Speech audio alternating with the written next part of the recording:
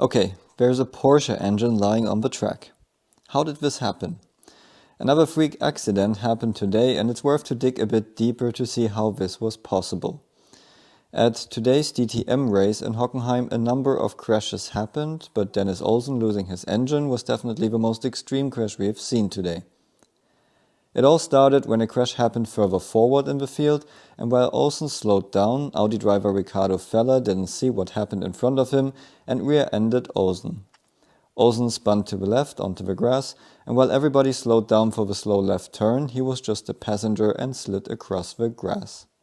He then hit the barrier at a very unfortunate angle. Why unfortunate?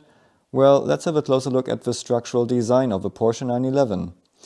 The 911 is a special design and the only car in the world to still use the old Beetle concept from the 1930s. That means the engine is sitting behind the rear axle, the gearbox is in front. Because all the weight is at the back, the fuel tank sits on the front axle. Porsche is using a two-beam design and mounts the drivetrain in between. They then have a crossbar at the back that is welded in place. When you have a longitudinal engine, you usually use three drivetrain mountings. The Porsche 911 has a center mounting at the gearbox. At the engine it's a bit trickier because it's a flat boxer engine, so Porsche uses a large mounting plate that is mounted to the center of the block. This plate then rests on the engine mountings that sit on the junction between beams and crossbar. In addition to that, Porsche then mounts the rear crash bar to the rear.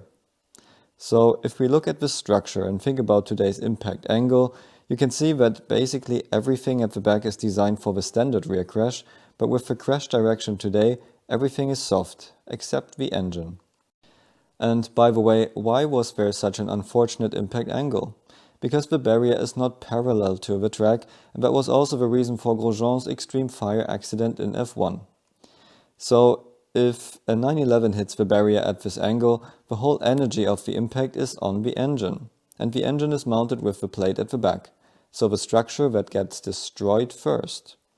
So then the 200 kilogram engine has no mounting points at the back anymore, and the drivetrain only gets held by the center gearbox mounting and the drive shafts. But these only hold the light gearbox, and the heavy engine is only connected to the gearbox with 4 relatively small screws. What now happened was that unfortunately Olsen hit the barrier at the very end, causing the front to spin further, and this created a violent rotation with so much rotational force that the 200 kilogram 4-liter 6-cylinder engine got ripped out of the back in flames because the fuel lines ruptured, was flying across the track and smashed against Nick Cassidy's Ferrari door. The Ferrari experienced a massive hit from the side with flames, and we can be happy that the safety standards of the survival cells for these GT3 cars are so high. Amazingly, Cassidy even realized that he just got hit by an engine. As always, you cannot really prepare for a freak accident, but unfortunate coincidences still do come together all at once. There's a lot to learn from this crash. See you at the next video.